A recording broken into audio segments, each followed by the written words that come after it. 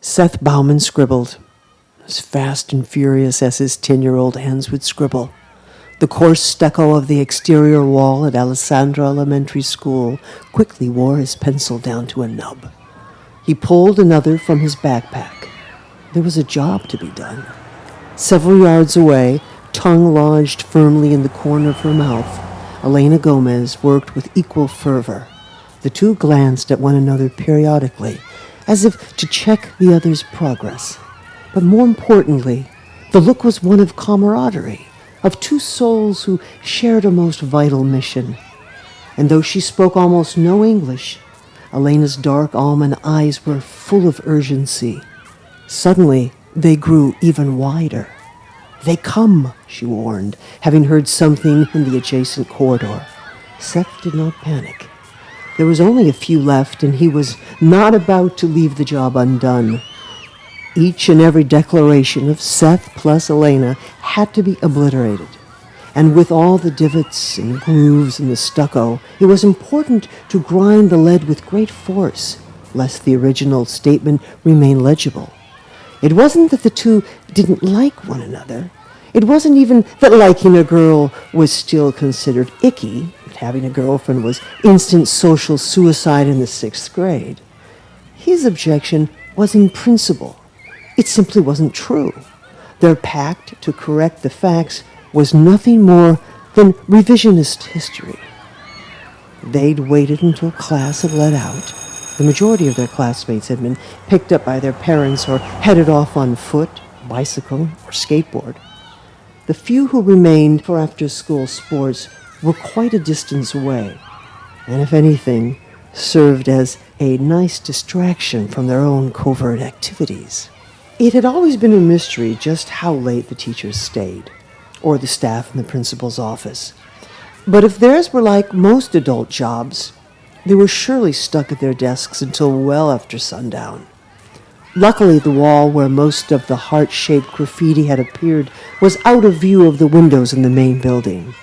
The 20 or so love declarations, in varying shapes and sizes, floated above the 3 spigoted drinking fountain where one could choose coffee, tea, soda pop, or pee.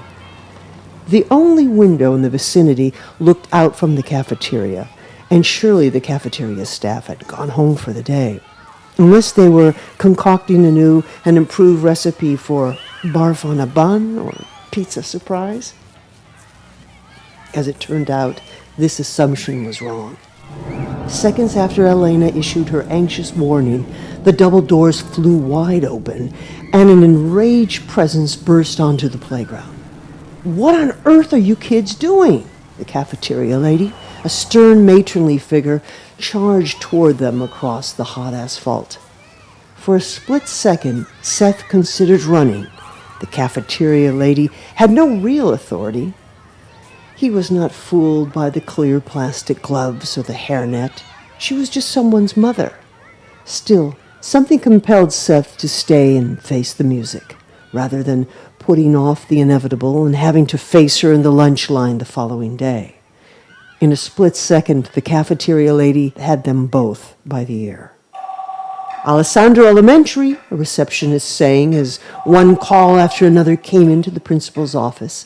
Seth and Elena sat in silence, legs dangling from the hard mahogany bench that was meant to be torture, awaiting their real punishment. The offices were busier than Seth had imagined.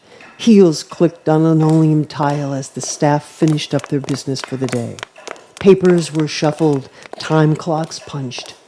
Some distance away, Mrs. Calloway, a counselor, and school nurse Miss Shockett were casually leaning in the doorway to a small office.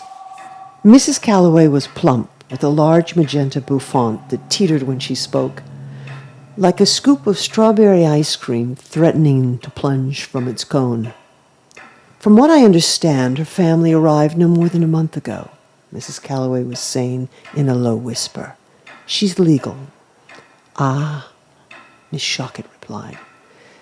Nurse Shockett was more conservative than Mrs. Calloway, with the chestnut page boy in a smart tailored pantsuit.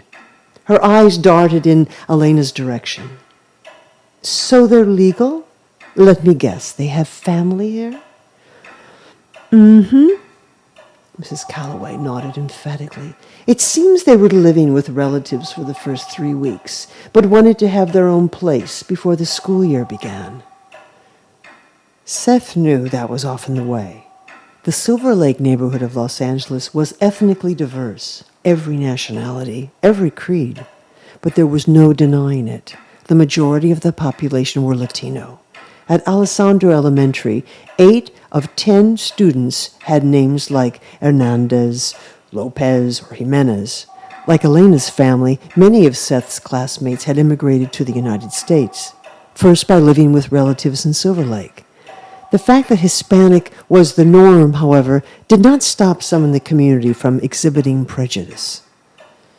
Been here 1 week and already she's defacing property, Mrs. Calloway whisper shouted, her voice tinged with scandal. Her soft-serve bouffant was bobbing wildly. It's a shame, Nushakat shook her head. Seth pictured them perched on a vine in the Amazon jungle, clucking away like exotic birds. Mrs. Calloway's bouffant was suddenly the colorful crest of an oversized parrot. Seth often saw people as animals, with horns or hooves or worse. Seth's own last name was Bauman, but for some reason his teachers still asked if his family spoke Spanish at home. Though Seth considered himself as average-looking and homogeneous as the next guy, something about his look must have been exotic, ethnically ambiguous. He was olive-skinned with hazel eyes and a tousled mop of auburn hair that the girls seemed to like. Though his skin was medium in tone, his cheeks and nose were peppered with light freckles. He hated them, but again, the girls had no objections. Even his shorter-than-average stature and the narrow space between his 2 front teeth seemed to be assets. But any attention he received was a source of discomfort. Seth preferred to be left alone. It was much easier that way. He looked over at Elena, her tiny legs dangling several feet from the floor. She looked like Alice in Wonderland awaiting the guillotine. Suddenly Seth felt responsible for getting Elena involved in the operation in the first place. She knew what the hearts meant. There were surely similar traditions in Mexico. But if he hadn't coerced her, maybe she would have let them remain, lived with them until the school painted over them. Seth didn't know why the truth was so important to him. It just was. Sure, the taunts were mean-spirited, but beyond the meanness of the gesture, it was the principle that bothered Seth. He had always insisted on truthfulness, even with adults, and speaking up had often gotten him in trouble. Seth didn't know exactly who had scrawled their names on the wall in the first place, but he had an idea. The perpetrator had not acted alone. He'd recruited accomplices, judging by the variety of writing styles. I don't know why they think we like each other, he whispered after an eternity of silence. Elena turned, and a covert smile appeared on her face. But quickly her expression reverted to one of anxiety. She was in a new country. Everything was different. For all she knew, she was going to land in jail. It's not my fault I was given the job of walking you home every day. My Uncle Troy and your mom came up with that. It wasn't my idea. Elena said nothing, her eyes returning to the 2 women several yards away, who were now clucking, chirping, screeching wildly. One of them had told an off-color joke. It's not like you're going to get lost on the way home or anything, Seth continued. For Pete's sake, we live 3 blocks away from here. Inside, Seth knew that Elena getting lost was not their concern. It was the unfamiliarity of it all. At least he knew all the rules. Do not accept candy from a stranger. Do not accept rides from strangers. During the 3-block journey, other than the cars zipping past on Glendale Avenue, he'd never once encountered a stranger, only local gangbangers. Oh, and the homeless man who parked himself at the foot of the Glendale Avenue Bridge. The homeless man was anything but a stranger. Strange, no doubt, but as familiar as each crack in the sidewalk, which Seth had memorized. When he said as much, Elena looked at him quizzically. "You don't understand a word I'm saying, do you?" Elena still said nothing.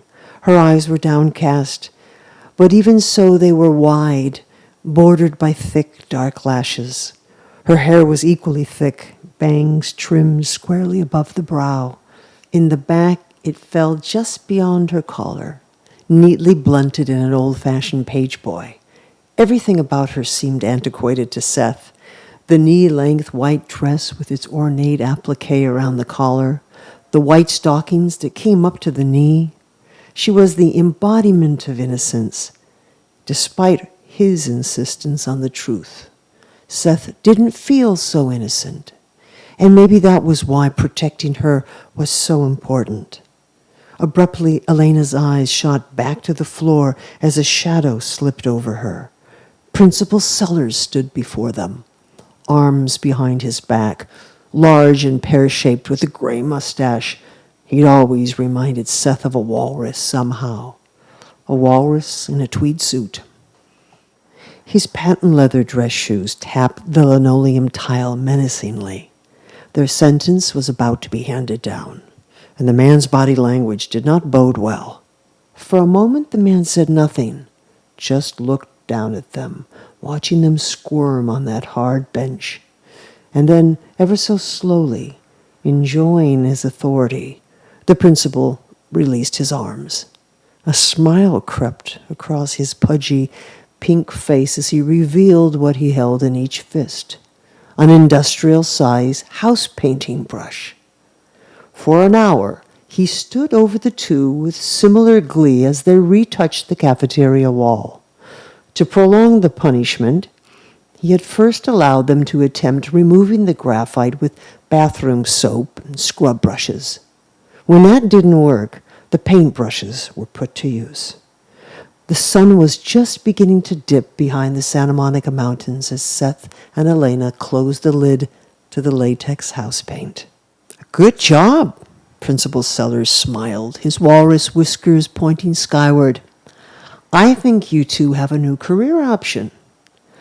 Though his appraisal was surely mockery, the man did appear to be genuinely impressed. Seconds later, he was calling after them, having released them to go home. "Remember, it's called defacing public property. You scribble on a wall today and you're arrested for tagging tomorrow. Y'all don't want to go down that road now, do you?" The walk home was spent in silence. Now the wash was nothing more than a concrete channel directing foul waters alongside the Ventura Freeway before dumping them into the ocean. During rainy season, it could rage like a real river, but most of the time it was little more than slick concrete with a mere trickle of still, slow-moving water down the center. Musty and stagnant, the channel was flanked by patches of graffiti, as far as the eye could see in either direction. Today the water was moving more than normal. The school year had begun several weeks earlier, in mid-September. There had been an inordinate amount of rain in the mountains surrounding L.A., so the river had swelled to a healthy size, enough to split into several tributaries punctuated by clumps of shrubbery and piled-up rock. From the bridge, one island stood out from the rest. Seth had often noticed its silhouette peeking out from among the others, an oasis in urban chaos. His body involuntarily slowed as they reached the apex of the bridge, and a familiar force compelled him toward the great stone railing. Below, the trees were flecked with autumn colors, which twinkled in the warmth of sunset. A shaft of crimson light, the last sliver that remained, raked between the distant mountains, touching the uppermost branches of the majestic trees at the island's center. It wasn't the first time Seth had been mesmerized by its mystery. He often wondered who or what might be living in the tiny, concentrated forest. Maybe he had been reading too many fantasy books, but he was sure the island was its own magical kingdom. Elena never objected when he perched himself at the railing for a moment or two. She had noticed his fixation early on. Scaling the bridge was treacherous, and even more so when hefting a backpack full of textbooks and peachy folders. So the brief respite at the apex of the bridge was normally welcome. But today there was no time to be idle. Detention had eaten up several hours. If the school had called Elena's home, there would have been a language barrier. And Uncle Troy did not have a landline. He was a cell phone guy. He would have no idea of Seth's whereabouts, and boy, could he have a temper. "Vámonos," Elena said gently, touching his arm. "Es tarde. Come on, it's getting late." Moments later, Elena waved goodbye as she turned down the walkway to her tiny cottage, half a block from Seth's. Mrs. Gomez, a tiny woman with just a touch of silver in her hair, waved from behind the screen door. Seth waved back. He turned toward home, the sound of crunching leaves punctuating his step. For some reason, Seth looked back, in time to see Mrs. Gomez opening the door for her daughter. She kissed the girl's forehead, wiped the bangs from her eyes. Okay, maybe Elena was cute, in an innocent sort of way. But Seth most definitely, without a doubt, did not like her. He tolerated her. Okay, maybe he liked her a little bit, but only as a friend. He didn't like her. Not in that way. Seth continued on, closing the half-block gap between Elena's home and his own. Without Elena to divert him, anxiety set in. His heart involuntarily raced as he neared the small Victorian cottage he shared with his uncle. His dread always kicked in about this distance from the porch, not knowing from one day to the next what he would find. But he was rarely this apprehensive. His palms were even sweating. He cursed each maple leaf that crunched beneath his feet, threatening to announce his arrival. If he could make it to his room unnoticed, he could claim to have been there all along. Maybe Uncle Troy would be embroiled in a game of Warcraft or out in his makeshift office. Maybe he hadn't noticed Seth's absence at all. Seth stepped gingerly onto the splintery porch. The crickets were just starting their symphony, but it was not enough to drown out the long-pronounced groan of dilapidated wood. With excruciating caution, Seth eased the front door open, slowly, steadily. Even so, its rusted antique hinges creaked irritably. Luckily, the sound of explosions and raining flak reverberated inside the vertical two-story home. Bluish television light danced on papered walls. Gears of war. Whew, Uncle Troy was occupied. Seth eyed the steep, carpeted staircase that led to the second story and the safe haven of his bedroom. He tiptoed across the exposed hardwood of the foyer and into the plush, sound-absorbing carpet of the staircase. The first step groaned, signaling his presence. Oh, shit. The second step was even louder. In a split second, Uncle Troy had rounded the banister from the living room and pinned Seth to the wall. "Where the hell have you been, punk?"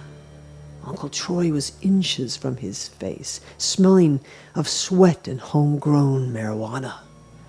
"I had detention," Seth answered, looking to his feet, which dangled a foot from the floor. Uncle Troy's reaction was worse than he'd anticipated. Peripherally, Seth could see Cheryl on the couch. It was always embarrassing when Uncle Troy acted like this in front of his girlfriend. But she had lived with them as long as Seth could remember, so it was bound to happen. "What the hell you get into trouble for this time?" Uncle Troy demanded. Seth sifted through various responses in his head. It didn't really matter how he answered. There was no logic to Uncle Troy's parenting anyway. Sometimes he felt like he had a better sense of right and wrong than his uncle, despite being the child. So he said nothing. "Answer me, punk." Troy shook the boy so that the pictures rattled on the wall. Cheryl normally just watched without intervening. This time, due to Troy's sheer force, she stood from the leather couch. "Troy, go easy," she said softly, advancing across the room. Uncle Troy shot her a look that stopped her dead in her tracks. "Stay out of this. The boy's got to learn." He always called Seth the boy, when referring to him in the third person anyway. When addressing him directly, it was more often punk. "Boy's lucky I took him in. Lucky he ain't out on the streets somewhere or selling chiclets in Tijuana. He's lucky he ain't lost in the goddamn foster care system, and he knows that." Uncle Troy had been calling to Cheryl over his shoulder, eyes wide and maniacal, but now he turned them on Seth and moved in even closer so that their noses touched. "And you know what?" Seth could see the sweat dripping from Troy's forehead. "It ain't never too late." The man had been stewing for hours, probably the whole time Seth and Elena were painting the wall. He'd been ready for a fight. Seth concentrated on the vein that bulged from his uncle's brow. His breathing relaxed. He pictured the pupils of the man's eyes as reptilian slits, imagined a great mantle of horns sprouting from his skull. "It ain't never too late," the monster hissed through bared teeth. Just then, the porch creaked and someone rapped on the door. It was a familiar knock, like a code. "You stay out of trouble, punk." Troy spat his final warning, letting Seth slide to the floor. He turned to the door. Quickly, Cheryl took Seth by the shoulders, guided him to the couch. His heart was racing again, but not out of fear. It was rage that surfaced in him now. He always felt powerless in the face of his uncle's wrath. It was completely irrational. And now, on top of everything else, he had to endure Cheryl's placating gestures, when all he wanted to do was crawl into a shell and disappear. "Come on, Seth. Play me some Gears of War. We were just getting started." "But your uncle's clients are here now. He's got work to do." She handed Seth the console as Troy opened the door.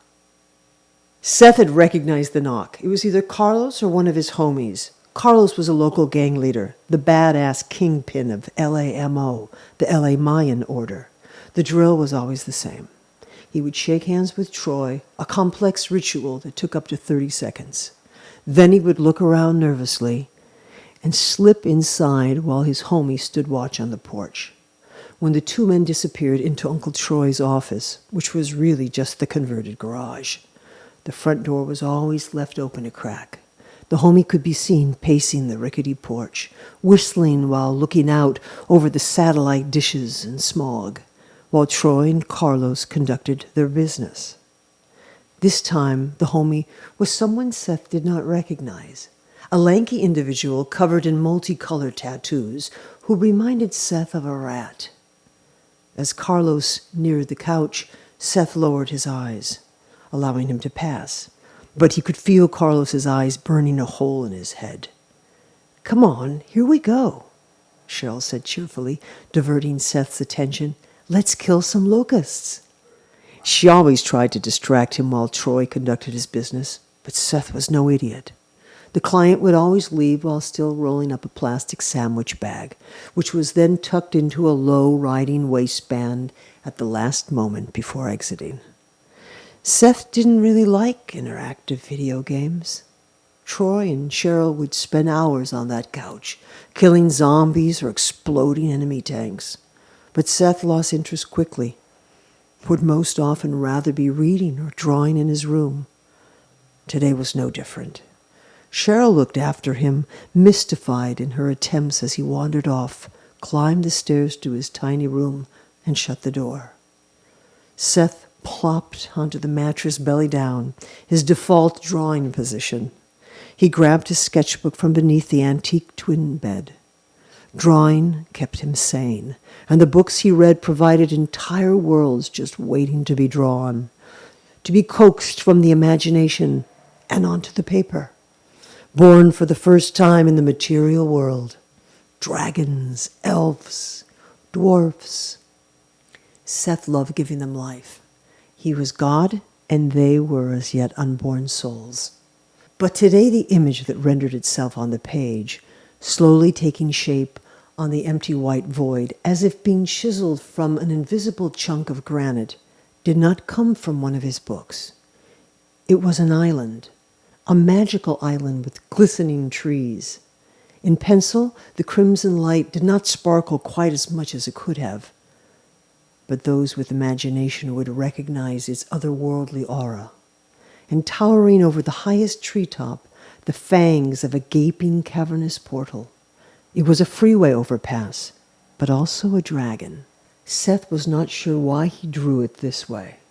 It just made intuitive sense. The drawing came out of him fast. Sometimes this happened when he wasn't thinking too much. And these were always the drawings he liked the best. The ones he could look at later without shame. Not that he ever showed them to anyone anyway. At school, the other kids were always impressed when he drew something for an assignment. But this was his personal work, and he did it for himself. Once Cheryl had found his sketchbook when it fell out of his backpack unnoticed. She'd shown it to Uncle Troy, but he didn't say too much. She'd knocked gently on the door to Seth's room. When he invited her in, she'd sat on the edge of the bed and handed the sketchbook to him with a gentle smile. But there was something else in her eyes. Respect.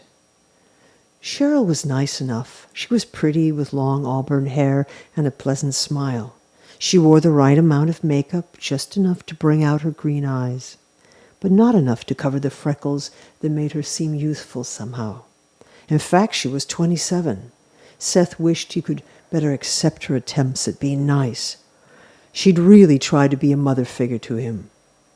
But it wasn't the same, knowing his real mother was out there somewhere. Cheryl was Uncle Troy's common-law wife, he had heard someone say. Seth didn't know what that meant, but he knew it did not make her his mother. Seth flipped to the last page in his sketchbook. Some time back, he had skipped to the final page for some reason, dedicated it to what would turn out to be his best, most lifelike portrait to date. He'd done it from an old photograph, the only one he'd ever seen of his real mother. If Uncle Troy knew he'd stumbled across it, let alone kept hold of it, he'd do more than throw Seth against the wall. The portrait flawlessly captured every detail, the dark flowing mane that swept well past her shoulders, the long regal neck, even the haunted, vaguely sad look in her eye. For some reason, after rendering everything else, Seth had added something not seen in the photograph, a teardrop. And not just any teardrop. This one was complete with reflections and highlights in the moment of suspension after leaving the corner of her eye, but before cascading down her cheek. He was particularly proud of the detail. Looking at the rendering anew, Seth decided it belonged in the permanent collection. He carefully removed it from its binding, tearing the page from the top down with great care. He reached under the bed and withdrew a stack of drawings of all shapes and sizes. These were the ones he created in a frenzy, during which he'd lost all track of time. The images that seemed to come from somewhere else, somewhere beyond himself. These were the ones he considered masterpieces. Gingerly, he laid the portrait of his mother on the very top, just above the giant tadpole dragon and the duplicitous fawn.